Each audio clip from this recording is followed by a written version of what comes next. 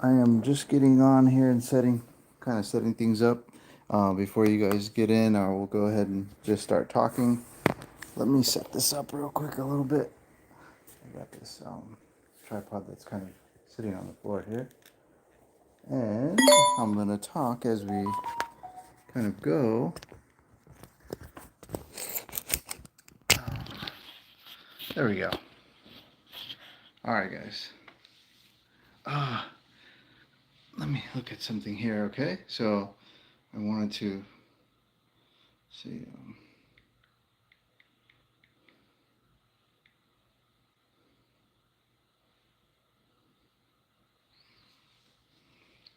So I wanted to talk to you guys tonight about the 5 stages of grieving. The 5 stages of grieving.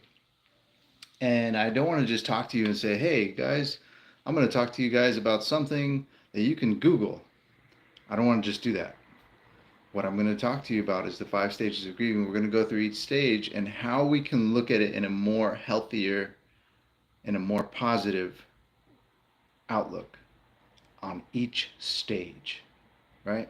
And what it'll help us do is, as we've grieved in our own depression in our own lives and going through difficult things, we can look back at our grieving and what went wrong, how we could have done it better, and we can reflect upon ourselves in order to look at things brighter for the future. So this is really important when we look at these things, and it's so important because a lot of times we're so busy, we're so consumed with the systems that are designed in our countries that enslave us that we don't take the time to look at ourselves and correct ourselves. And even our own flaws. See, nothing is a problem. Nothing is wrong. Everything can be corrected. Everything can be fixed. So again, if you're just coming in, the 5 stages of grief, I'm not going to just talk to you about the 5 stages of grief. I'm going to talk to you about the 5 stages of grief and everything that will allow you to look at it in a more positive outlook. All right. So, and we'll just go over a bunch of things. So let's just randomly kind of go over a few things for each stage. So so we have 5 stages of grief. We have denial, denying your grieving, denying the situation that's going on. The second would be anger, angry about what happened. Um, Bargaining, because it's the resistance. Bargaining is the resistance. Bargaining, how can I fix this? Well, maybe if I do this, this will, maybe if you start to bargain with yourself, you may be bargaining with others, so you can avoid the grieving or even the acceptance of it.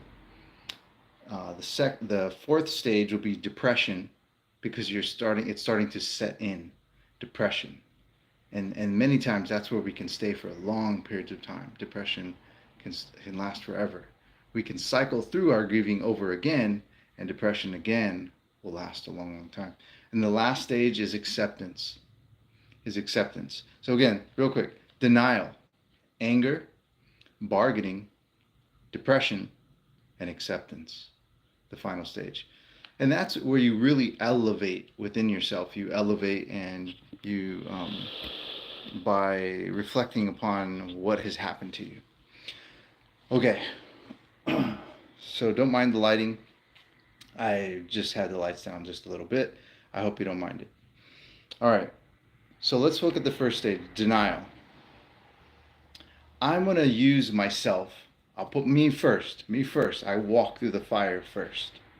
So let's look at my situation, and everyone's situation is different. Everyone has different depression. Everyone has different situations. But let's just use my particular story, and maybe this can kind of help to kind of nudge something that was within your life that maybe you can look at a little bit differently. So in the beginning, there was the the the reality, the denial that she cheated. There was another guy, and I talked to the guy. I wasn't 100% sure. I couldn't put my finger on it.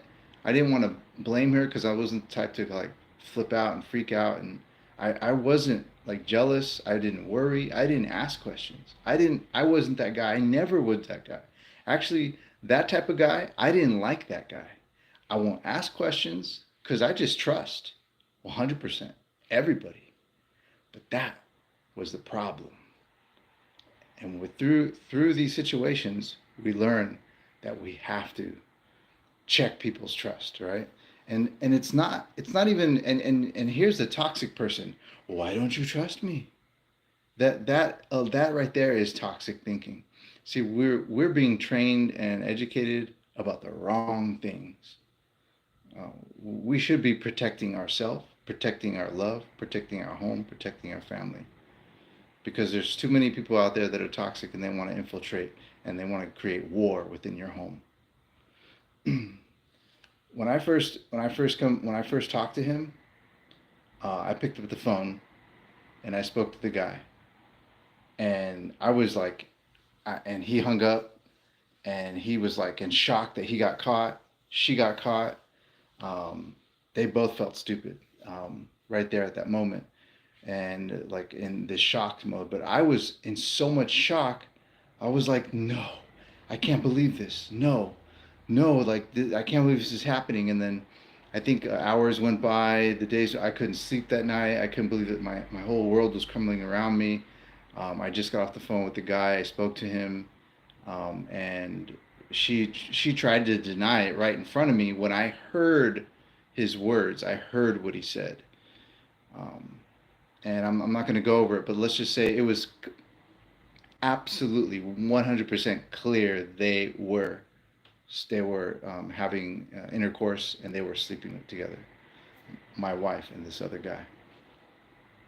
So with those days, it's not about me, okay? It's about the topic that I'm talking about. So let's move on now, because that's years past, and I'm not even worried about it anymore, guys. Really, it's past now. So you have a few days that passed, and my frustration, my denial. I can't believe this happened. This can't like I can't believe this is happening to me. Ran through my mind and in my emotions and in my actions throughout the days. It was constantly living in denial of the reality of what happened. Finding out my ex-wife was sleeping with one of her coworkers at work.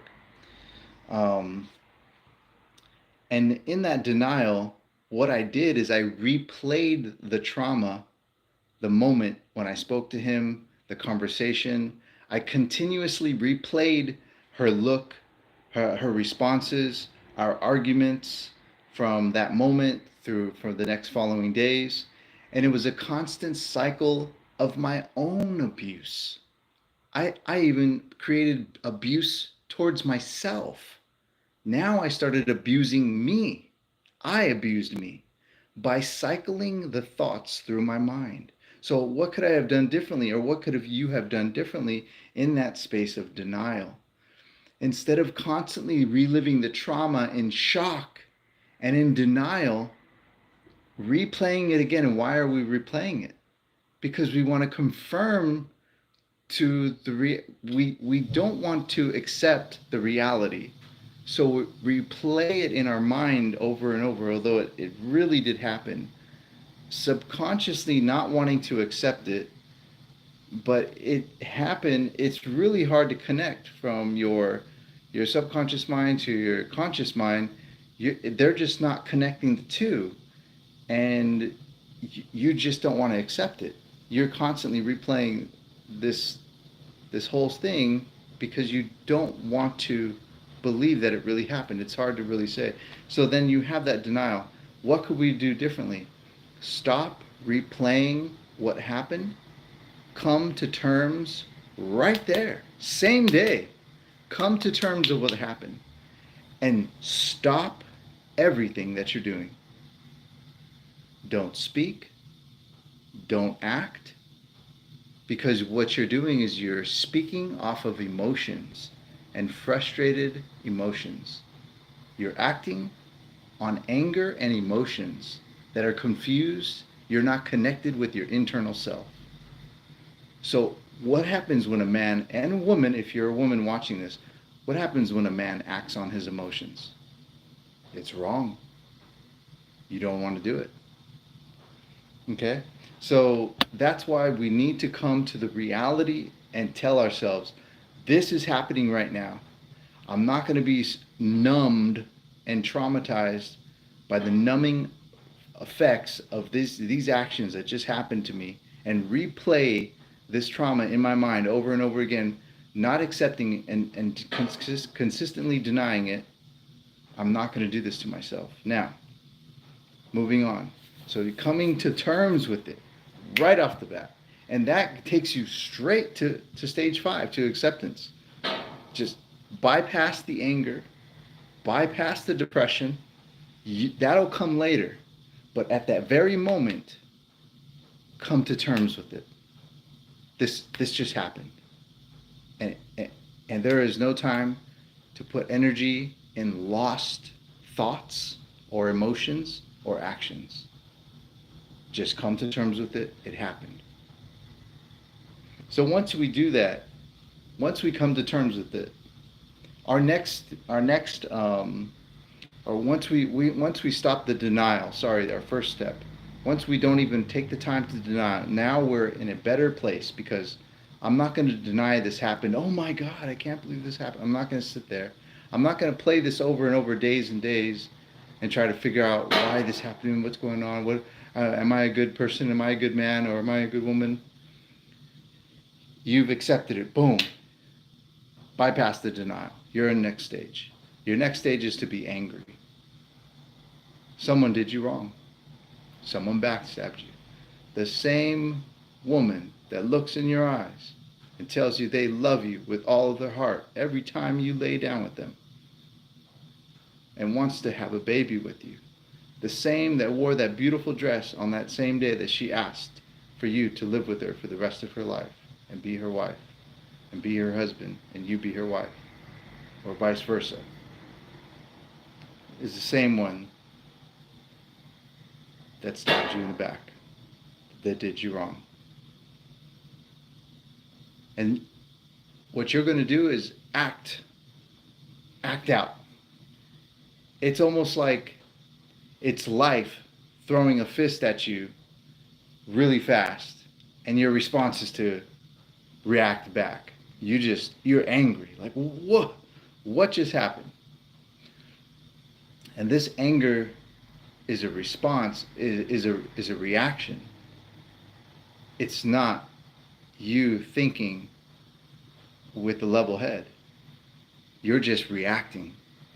You're just reacting on emotion, and which basically means you're not acting out of your own character of a morally stable man. If you're going to be acting out of anger, you should be acting or speaking or thinking out of your good character. Now, anger should be really, really easy. You got to put that in check. If you're a man and you're in your 20s, or if you're in your 30s, or your 40s, or even your 50s, and I'm getting a lot of guys telling me now that they're in their 50s and their wives are cutting out on them, or and it's done, it's over with. So if you're even in your late 50s, I just met a gentleman the other day, and he was in his 60s, and he was like changing tires on an old car that they left him with the old car in the garage that hasn't been running, and he brought it in to the tire center, and they got new tires on it because that was the only car he had. And she ended up taking all 3 cars, and that's the only car he had. And that little tiny car, he had to have it fixed that day so he could move all his things out to this old house that they had. And it was just sad. This guy was 60 years old, and he just lost all his life savings, his home, his cars, and everything that he had, all his belongings inside that home that he put together, just because she decided that she didn't want to have to do it with him anymore. And he was 60 years old. And just the look on his face, and it's like, geez, he's just around the corner. And it's got to be really, really hard to stomach. And for something like that to happen, and it can happen between your ages of 20, 30, 40, and 50, or 60. It doesn't matter what age you are, any of these generations. If you are a man and you have not got your anger in check yet, and believe me, we all have the same, it's going to happen. We have to check ourselves no matter what age we are.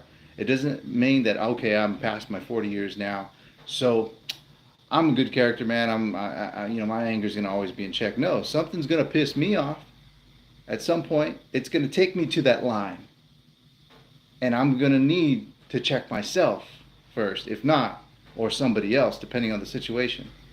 So, if you're a man, it doesn't matter what you're going through. It doesn't matter how much they're taking from you, how much they're destroying you, or how much they're just ruining your life.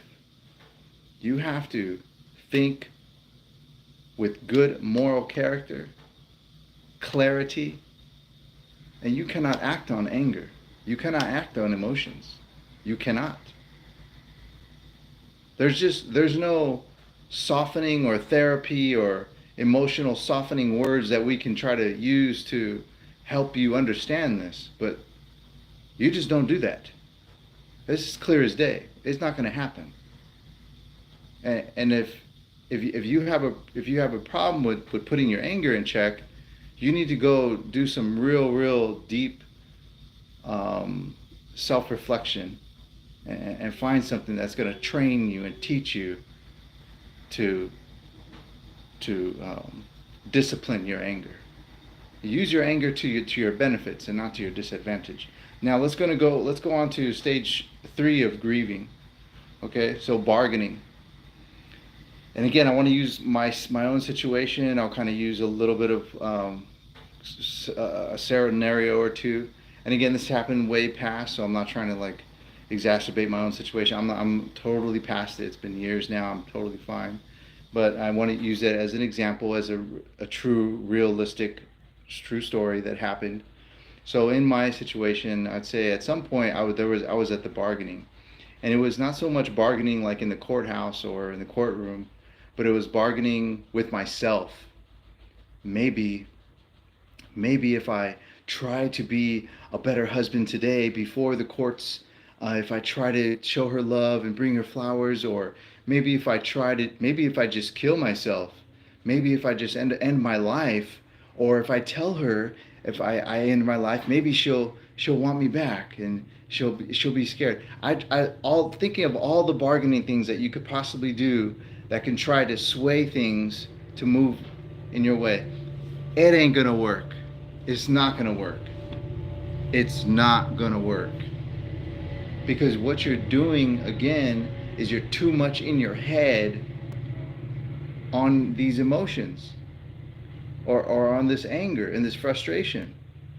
This other person, any bargaining that you're doing, no matter if it's good, healthy, connected bonding with the situation or the people that you're having difficulties with, no matter, you mean so well and so good by it, this other person has a different agenda. And if, I'm so sorry, let's just keep it real, let's just be honest right now. If you're a man, your bargaining and your good, maybe your good actions or thoughts that you're having of what you want to do, it ain't gonna happen your way. It's not gonna happen your way. I mean, you'll be lucky. I mean, it's probably gonna be one out of every 100,000 where the guy walk in the room, baby, let's do it this way. Okay, honey, no problem. You're right. Let's do it that way. I agree with you. That's like like very rare. It's like it it's very rare.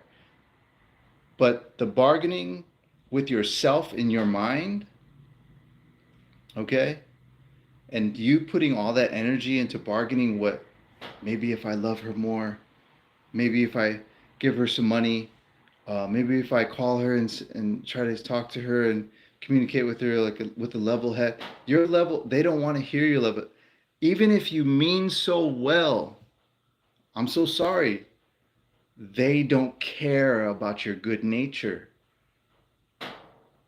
And many times, guys, I'll put myself first. Blame me first. Put me first. Let me walk through the fire first. Even trying to be a nice guy and do the right thing, even in the fire, will just make you burn even more. They don't care. They don't care. They can come from church. They can come from, it doesn't matter their background, their ethnicity. It doesn't matter their religion. It doesn't matter. They don't care about your good deed. So bargaining at any level with yourself or with the other is not going to work. What you need to do in that bargaining, now the whole topic, let's go back to the topic.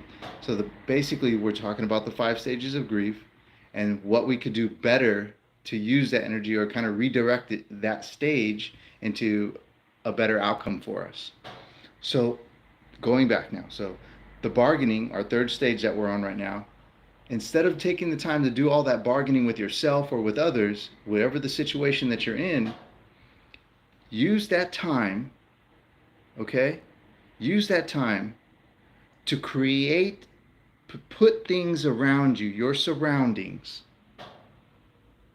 to streamline your life to be simple, effective for you, and at peace as best as possible that you can. As best as possible as you can. Let me give you 2 examples. I'm going to give you 2 examples of when I was in the fire of the whole situation and when I was way past it and I was in my dark space. You still, instead of sitting and bargaining with the whole situation, okay, what I did is I went to the gym. You go to the gym, and there's many people out there that will knock this and like, I don't need to go to the gym. I go to the gym. I just lost my kids. I don't go to the gym. I just lost my house. I don't want to go to the gym. I'm telling you, I am telling you, the amount of beautiful energy that you cultivate and create and power into your mind and your body by hitting the floor. Hit the floor like if you're in the prison cell. Do your squats, do your push-ups, do your sit-ups. Go into that fucking mirror in the mirror and talk yourself up, because the whole world is talking you down. And you're the only one that's going to talk you up. You're the only one. God loves you, but he ain't going to come out of the sky and talk to you. You got to talk to you. He's going to talk through you. And then, and no one going to tell you the right thing. And no one going to tell you the right thing. So instead of, again, let's finish that 3rd stage. Instead of bargaining with yourself and creating all these type of scenarios into your mind and how I can do this, how I can do this, maybe I should do this, or if I kill myself, it would be better if I flowers or this or that or money or what should I do? Instead of all that bargaining, you need to, your food needs to be in place. Your shoes need to be in place, because you're a man and you still need to fucking get up every day. You need to get up. And when you reach off to the side, your keys got to be there. You reach off to the other side, your shoes got to be there. And that door, you're ready to walk right out of it, head high. Come on, man. Clear that mind out, because the world still needs you out there. You're still needed out there. You're still wanted out there. As much as people don't want to deny it, your coworker still expects you to show up at work. Your family members still expects you to call them. That dude at the gym still expects you to come in. Hey, what's up, man? How you doing? Good to see you. What you hitting today? Chest. Right on. Okay, cool. You're not feeling it? Hey, at least you got in there. Get on the treadmill, on the bike, do something. Why? Because if you can't elevate your mind and it's too dark and down, elevate your body, and the mind will follow. If you want to go in the gym, elevate your mind, and the body will follow. They're connected for a reason, brother. Let's move on to stage 4, depression. That's where we sit the most. That's our darkest space, and we sit the most. Depression can sit there for many, many years, and and how we accept it and how we allow it to infiltrate our mind and our body and our spirit, how we allow depression to come in the beginning will determine how we come out of it in the end. You have to come to terms with the fact that, damn, this shit is happening to me. This is depressing. I accepted the fact, again, let me put me first. I go through the fire first. I'm going to put me first. I had to come to terms with, dude, this is depressing. I just lost my home, my cars, my life savings. I'm being threatened to I'm going to lose my daughter. I had a heart attack. I lost my life. I come back to life just to be told that my ex-wife told me, I wish you die. I just came back to life. And you're the only person I knew that loved me before. And you telling me this? At that point, guys, I lost everything and I lost my mind. So, who was depressed? I definitely was depressed. You had to come to the reality that what you're going through in your life, and every single person out there in the United States that I can imagine, I'm living in the United States, but I can imagine a lot of you brothers are messaging me from Australia, UK, Canada, is all different places, Russia. Man, I appreciate you guys commenting on a lot of my videos. I love all of you brothers. You guys are my brothers. We walk together on this journey. But I'm telling you, I know there's a lot of depression, and we all experience it in different ways. But how you have created the strength within you, how Shirzad, I love you, brother. Thank you so much for coming in. Always good to see you. You know you're my brother. I love you, Shirzad. I hope you're doing good. Hope your baby's doing good. I appreciate you, man. Thank you.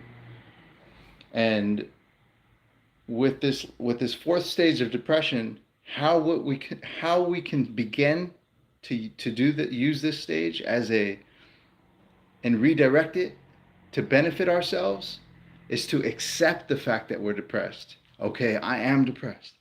What I'm going through is depressing. I'm experiencing loss. I'm experiencing financial loss, family loss, health. My own health was being lost. I'm experiencing massive loss right now in my life. The best thing that I can do myself is give something to myself because I have so much loss going on. And what can you give to yourself? Just from the grassroots, from the very, very bottom. Healthy food, sleep. You can't sleep? Take something. I'm not here to advocate for you to be taking stuff, but there's things that are really a lot safer that are over the counter that you can take that are going to help you relax and chill. And it's not drugs and alcohol, guys. It's not drugs and alcohol. Sleep. Depression will actually make you sleep for long, long periods of time. And then when you wake up, know that when you wake up, create yourself a plan before you go to sleep or in the morning when you wake up. This is what I want you to do. If you're in that stage of depression and you just can't get out of it, this is what helped me. And this is what pushed me to come here and speak to you. And many, many years ago, and I've been doing this. And I've been doing this in my own personal life. I do this. There's guys that have come to my work. And I take the time. I told my boss, I'm going to come. I need some time right now, boss. Let me go talk to this guy. And he's like, no problem. It's cool. And we go talk. And this happens right now. I do this in my own personal life. And sometimes I make phone calls. I don't get back to a lot of you guys. I apologize. But I make phone calls and we talk on the phone too. This is what helped me. And I'm telling you, this is going to help you. And yes, I encourage every single one of you that have gone through your difficult times to do this exact thing. When your eyes open up in the morning, the first thing you do is you speak life into you. I'm alive. Thank you to whatever religion, whatever God you have. I'm alive. I can breathe. Thank you for my air. Thank you for this body, these muscles. Thank you for my life. I know I'm loved. I know my children love me. I can feel their love. I remember it.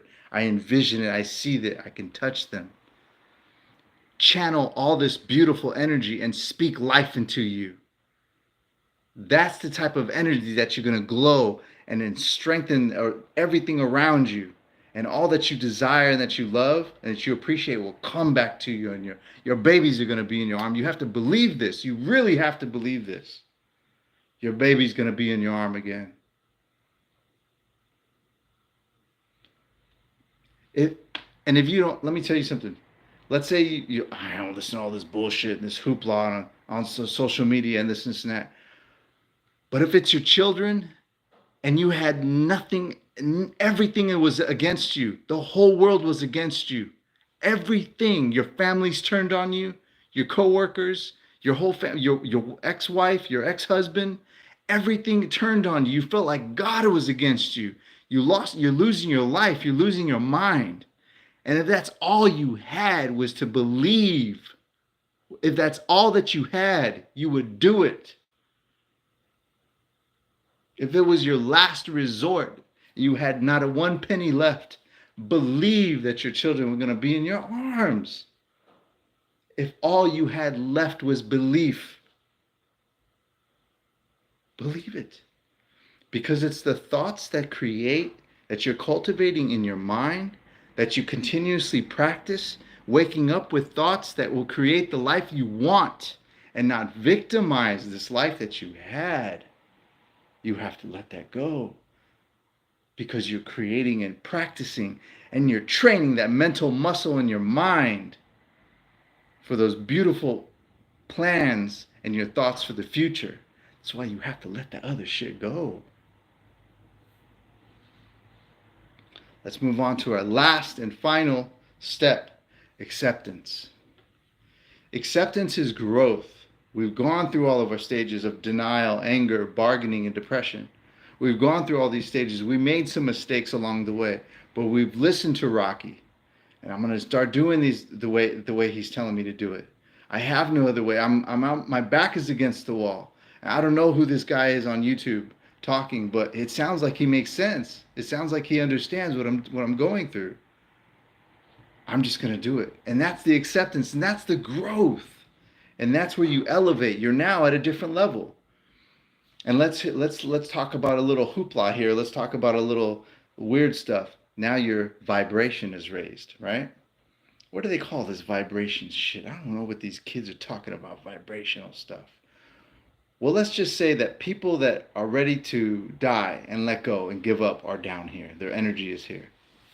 And then you have these ones that are trying to struggle, but it's difficult, but they're struggling and it's difficult. Many times I feel like I'm there myself, but you're right here. They're at this level of vibration. And then here you are at your highest level. You're vibrating higher. Your frequency is higher because you've accepted it. You're now creating these practices of a healthy thoughts patterns in the morning. You're hitting the gym.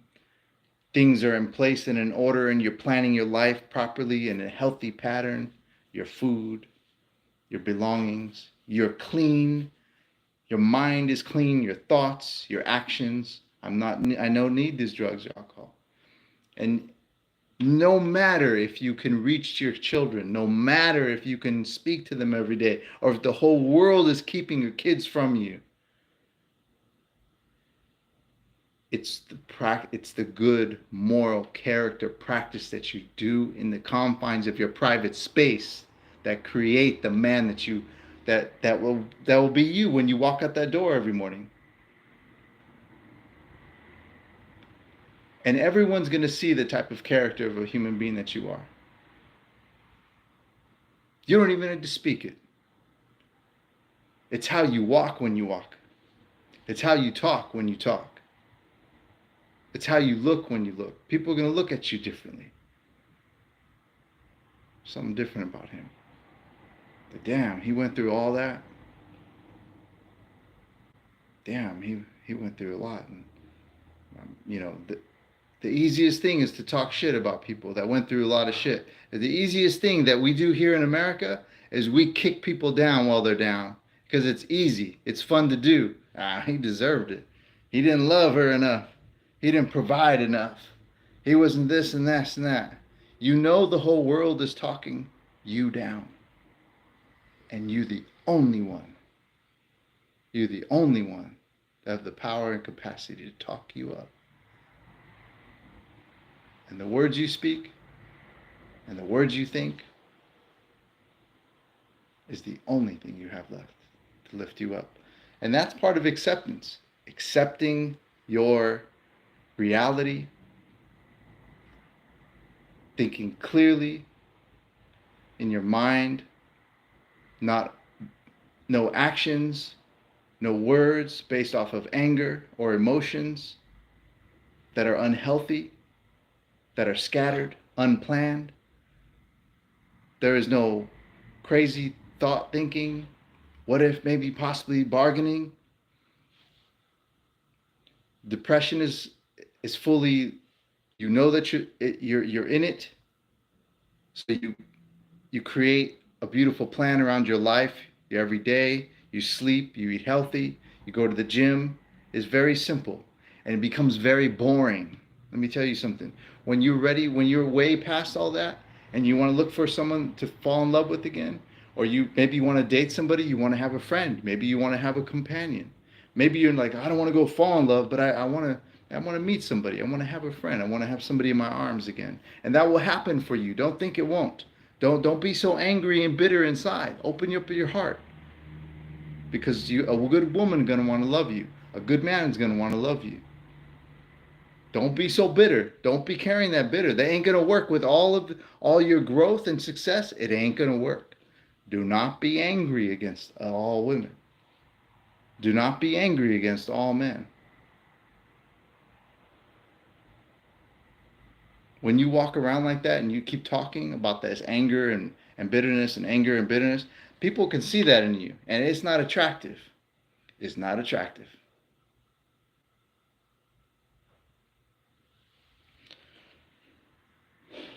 That's what I want to talk to you guys today about. The 5 stages of grief. But I wanted you guys to hear it with a little bit of truth and reality from my own situation, and the way not to look at it, and a better way to possibly look at it that can help to strike something within you and help you grow. Now, I love you guys so much. I hope you guys share this video with somebody. I hope you guys get something from this. Please don't forget to like and subscribe. It really would help out. Please share this. And I look forward to talking to you guys tomorrow. And don't forget to watch some of my shorts. And don't forget to hit that bell notification. And if I haven't yet, I've started to put a link to my Instagram. And my Instagram, I'm going to be changing the Instagram name, and I'll continue the link to Life After Death 1.